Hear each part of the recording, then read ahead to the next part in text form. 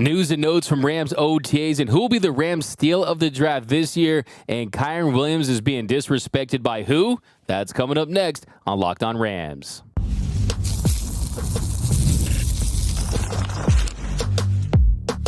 You are Locked On Rams, your daily Los Angeles Rams podcast. Part of the Locked On Podcast Network, your team every day. What is up, Ramley, and welcome to another episode of Locked On Rams, your daily podcast covering your Los Angeles Rams. Free and available wherever you get your podcasts. Locked On Rams, part of the Locked On Podcast Network, your team every day. We're also available over on YouTube, so if you haven't yet, do us a huge favor. Join the party. Hit that subscribe button. Hit that notification bell. Hit that like button. Just past 13,000 subscribers, trying to get to 14 or 15K by the time training camp arrives, so be sure to hit that subscribe button. And let us know, over under one All-Pro season for Rams first-round pick, Jared Verse. My name is Doug McCain. Friends call me D-Mac. You can follow me on X and Instagram at DMac_LA. I've been covering LA sports for over a decade. Dodgers Nation, 24/7 Sports, Bleacher Report, SI.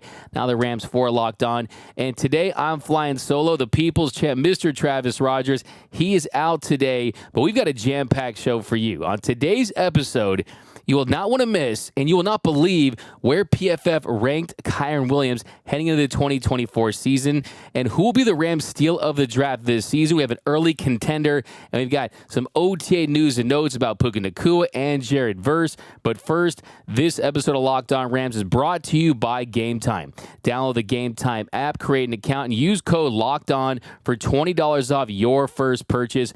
Terms apply. So the start of the NFL season is still a few months away, but football is very much in the air. The OTAs are in full swing, off-season training activities, and we've got some news and notes to get into about Rams OTAs, starting with their first-round pick, Jared Verse. So a little rewind on the pick, and the first thing that I want to point out when it comes to Jared Verse is I think there's a really good chance that if I had to pick one player in this draft that ends up as the best pass rusher, it could very well be Jared Verse. Just studying him on tape the last couple of months, you see how explosive he is. You see how explosive that first step is. And you just can't teach that kind of explosiveness. He's got tons of counter moves. He's got a refined technique that I think is going to play up as a rookie. And he just has great feel for the position. Like I mentioned, that explosive first step can make him a multi-time Pro Bowler, can make him a multi-time All-Pro player. I think it could make him a cornerstone, a foundational player for this Rams organization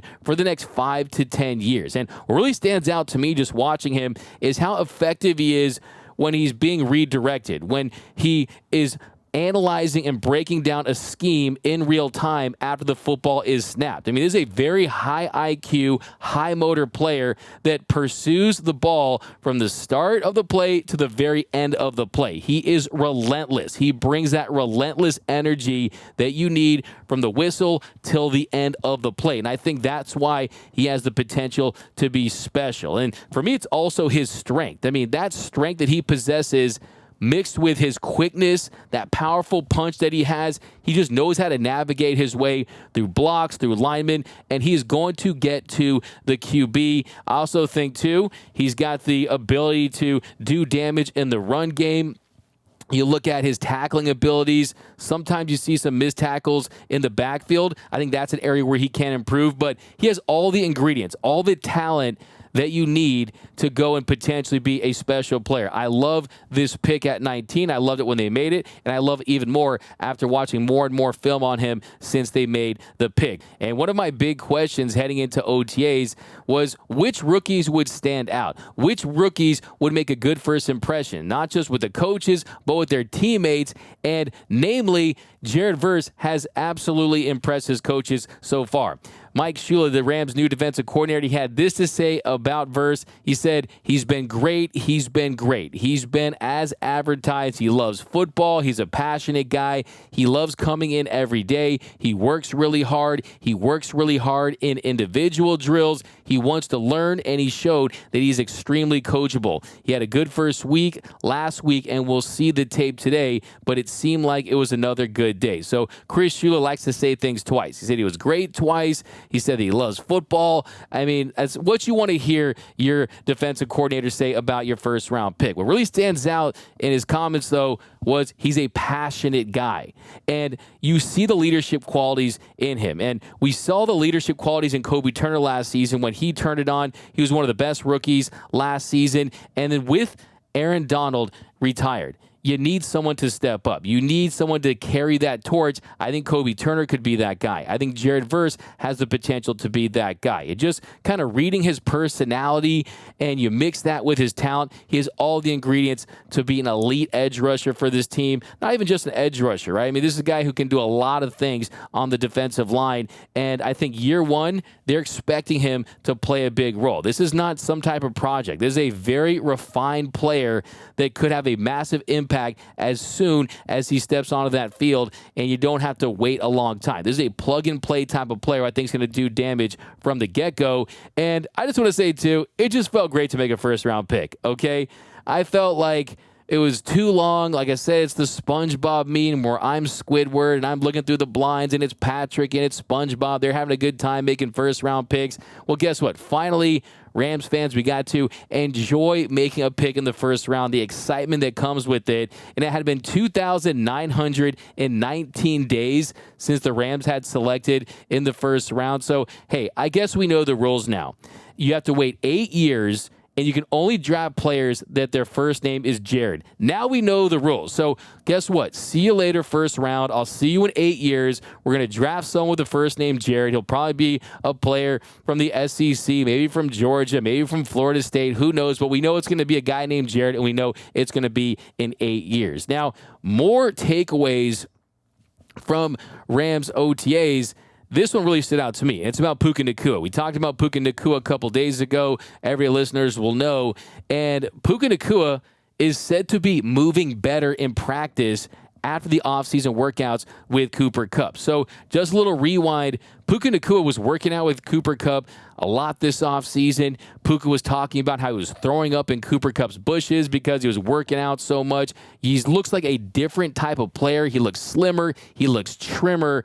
And clearly that's already translating on the field. Rams offensive coordinator Mike LaFleur was asked about Puka, and he said, particularly for Puka, when he has the pads on, that's when he's really going to shine, right? Because of his physical style, because of his mentality. With that being said, you can definitely see he's made strides. He's moving better. I know he feels more comfortable. He's in year 2, and that's what you expect from all players, but you know that you're going to get it from Puka because he's just made of the right stuff. His intentions are right. And then LaFleur was asked about Puka's body composition, how he's slimmed down compared to his rookie season, and how that's impacting him on the field. And he said, oh, absolutely. I'm not the nutritionist. I'm not the one doing the body fat scans and stuff. I try to stay away from that thing anyways. But no, he's definitely putting in the work. You'll have to ask Puka about some stories in Cooper's front yard and stuff like that because Cooper trains and Puka does too, but it's really Puka's first off season as a true pro, right?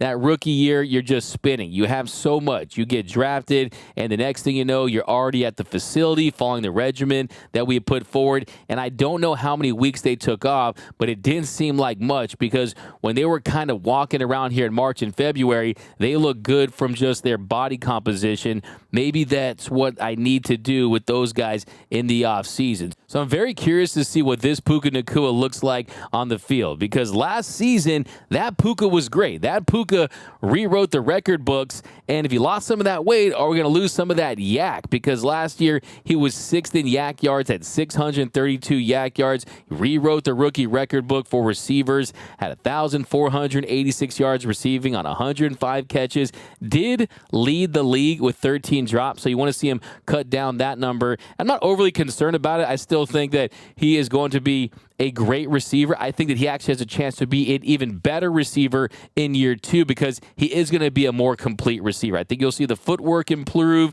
I think you'll see his route tree get cleaner. I think you'll see him stretch the field more, and I still think he has more levels that he can go to. So I think this was the right decision, but I still want that bruising yak Puka Nacua that we saw in his rookie year. But coming up next, did the Rams get another steal of the draft at the receiver position? That's coming up next here on Locked On Rams.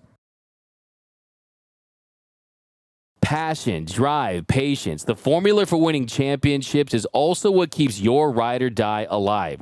eBay Motors has everything you need to maintain your vehicle and level it up to peak performance. superchargers, roof racks, exhaust kits, LED lights, and more. Whether you're into speed, power, or style, eBay Motors has you covered. With over 122 million parts for your number one ride or die, you'll always find exactly what you're looking for. And with eBay Guaranteed Fit, your part is guaranteed to fit your ride every time or your money back. Because with eBay Motors, you're burning rubber, not cash. With all the parts you need at the prices you want, it's easy to make your car the MVP and bring home huge wins. Keep your ride or die alive at ebaymotors.com. Eligible items only, exclusions apply. eBay Guaranteed Fit, only available to U.S. customers. And we are off and running here on Locked On Rams. Thank you for making Locked On Rams your first listen every single weekday. Free and available wherever you get your podcasts. Locked On Rams, part of Locked On Podcast Network, your team every day. And also a special shout out to those everyday listeners out there watching and listening to every single episode of Locked On Rams. We can't tell you how much we appreciate you there in the Ramley watching and listening to every single episode. And you can join that Everyday Listeners Club too. You just have to listen or watch every episode, and then you won't miss a thing about your Los Angeles Rams. But here in our second segment, we're going to dive into the 2024 Rams draft class and talk about a player that could be another steal, just like Puka Nacua was last season. And I'm talking about wide receiver Jordan Whittington. And Jordan Whittington has been very impressive so far. Rams offensive coordinator Mike LaFleur said about the Rams' sixth-round pick, first of all those rookies, we're throwing them in a lot of different spots in a lot of different situations. Maybe some a little bit more than others, but he's doing a great job. You can tell he's really taking what he's learning in the classroom to the field. I said it last year about Puka, but how beneficial for a young receiver to be in that room with a guy like Yarbs. Of course, he's talking about wide receiver coach Eric Yarber, and then obviously guys like Cooper Kupp, and now Puka going into year two. What a blessing it is for those guys to be around people like him. So, yeah, positive stuff. That's what you want to hear. Someone that is processing the information. It's just a complex adjustment going from the college level to the pro level, especially in an offense that's tailored for wide receivers and or offense that has Matthew Stafford and Sean McVay as the brains behind it. So you have to get up to speed quickly, and it starts now if you want to have an impact in year one. And Jordan Whittington said about his time so far in OTAs, it's a lot of information in a short amount of time. So just trying to figure out how to be a professional, and I have like one of the best ones in my room. He's a really good guy, and he's not selfish with how he learns things. So him just teaching me how to learn and me just watching, I've been able to like learn different ways to learn throughout the process. So of course, he's talking about guys like Cooper Kupp, guys like Puka Nacua, lots of great veterans on this team. Puka Nacua feels like a veteran in year two, but the reason why Puka was able to have that success is he joined that breakfast club, right? He joined that breakfast club with Matthew Stafford and Cooper Kupp, where they're starting bright and early, they're breaking down film, they're putting in the work, and if Whittington wants to be like Puka, he has the path, right? I mean, what is the saying for Sean McVay? It is model the way. And I think that Puka is modeling the way for receivers, and Jordan Whittington is the next guy. And just kind of break it down what Jordan Whittington can do as a player, kind of rewind a little bit. I mean, if you follow any college recruiting, this guy was one of the more highly touted receivers in America. He was a five-star recruit when he headed to Austin to join the Longhorns. If you look at his career stats in over 37 games, he had 123 catches, 1,586 yards. He had 5 touchdowns.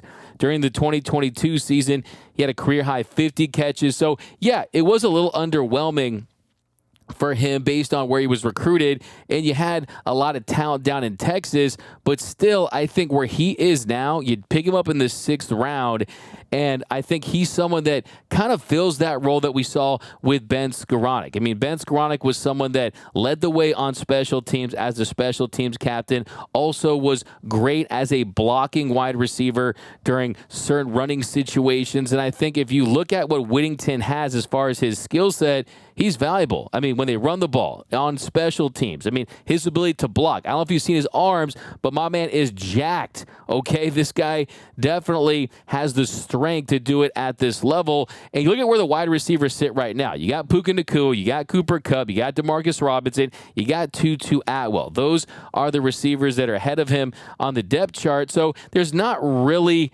right now a path to saying, okay, he's going to be that guy. He is going to leapfrog some of these guys and have a big role, but still, if he does impress, he could make himself undeniable. And I think just doing the small things in year one could be huge for him. And if he gets an opportunity, I think he's going to be a move the sticks guy. I truly do. I think he's going to be a move the sticks, strong, tough, wide out, someone who has a lot of upside, and I wouldn't be shocked to see him as the Rams' number 4 wide receiver at some point this season if everything goes his way. I mean, if you look at him as a player, as far as his physical attributes, he's 6'1", 205 pounds. On his NFL.com scouting report, it says he displays a solid feel for route structure and how to sell it. And I think the only drawback for him is just his overall acceleration, his explosion, his burst, right? But still, this guy feels like a Rams wide receiver in that he can get to certain spots, get himself open, and find a way to make plays and then get some yards after the catch. Continue to fall forward and use that toughness that he definitely has. And look, I think sometimes you can learn a lot about a player in just one play. And I watch a lot of college football, and I remember watching TCU versus Texas last season, and Texas throws an interception, and the cornerback's running back, and Jordan Whittington, he tracks down the cornerback. He forces a fumble. Texas gets it back. They will go on to win that football game 29-26, and they made an appearance in the CFP where they lost to Washington. So without him making that play, maybe they don't win that game, and then maybe they don't go to the CFP. So I love players that are willing to just go the extra mile, players that can do things just out of their natural skill set that they're asked to do. And I think for me, he's got the determination. He's got that grit and tenacity. He fits perfect with this Rams culture. And I think for me, his biggest strength is that route tree, is the versatility, how unpredictable his routes are at times. That really is his biggest strength. And I think another thing that stands out too is, look, this is a player who dealt with a lot of injuries in college. Who else did? That's right, Puka Nacua, same thing. This is a player that was behind Adonai Mitchell and Xavier Worthy, two of the better draft prospects out of that position in this year's draft. So there's always tons of talent down in Austin, in Texas, and he was a 5-star recruit himself, but kind of was more of a role player compared to those two. But still, you saw him take advantage of some opportunities. Had a big catch against Washington late in that one. I mean, I think this is someone who really has a chance to carve out a role for this team, and then maybe either this year down the road kind of continue to grow, because the talent is certainly there. And I think that's one thing that was common across the board is the Rams went for athletic players. The Rams went for strong players that were combine champions that had football abilities. A really good melding of both. And look, just look what Steve Sarkisian had to say about Jordan Whittington. He said, Coach McVay and the Rams are going to absolutely love Jordan Whittington. He'll be a do-it-all player on the field and in the community for LA. There's nobody on our team that was more valuable than Jay Witt in helping us build our program and culture in our 3 years in Texas. He has a great mentality and football IQ in addition to his tremendous combination of strength, speed, and explosiveness. Now, yes, I know that's like getting a letter.